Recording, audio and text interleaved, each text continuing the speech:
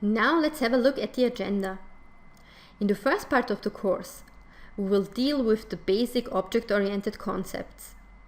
We will see what object-oriented programming is, what the advantages of it are, and how these advantages can be used to create better system designs.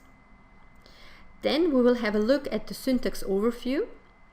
We will see what classes and objects are, how they can be created and how its components can be created. And we will also have many different simple practical exercises directly on the system, where we will see how to work with objects, how to do the method calls, what different types of method calls there are, how to raise events, how to deal with events. But also, as important as the implementation, we will also deal with the object-oriented design. We will also see how important it is to first of all design your application. We will use the UML class diagrams for it, and we will also see how to create global classes.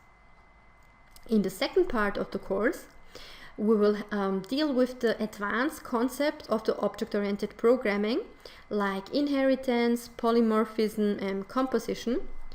These are all concepts which can be used to create robust applications which are easier to enhance and easier to maintain, as we will see later on how these advantages can be used, especially how you can use it for your frameworks.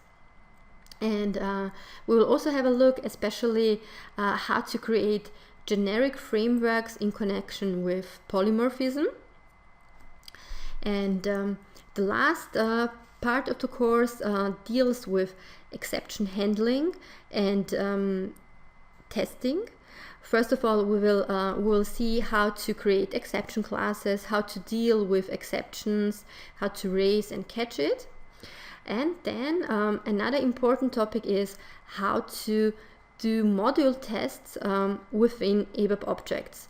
Especially you have your small reusable units of coding like classes and methods, and you will do some module tests for it. There's a framework in SAP called ABAP unit tests, where we will have a look how to do some module tests with it.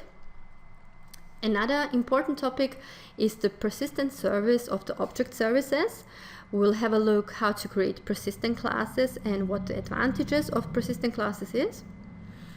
And as the last part and the last topic, which is very important, especially in your daily life as an ABAP objects developer, especially if you have to implement a new application or just to analyze one existing object-oriented application. You have to debug this application, and I will show you what's important, how you can and where you can find the important information of your object in the debugger.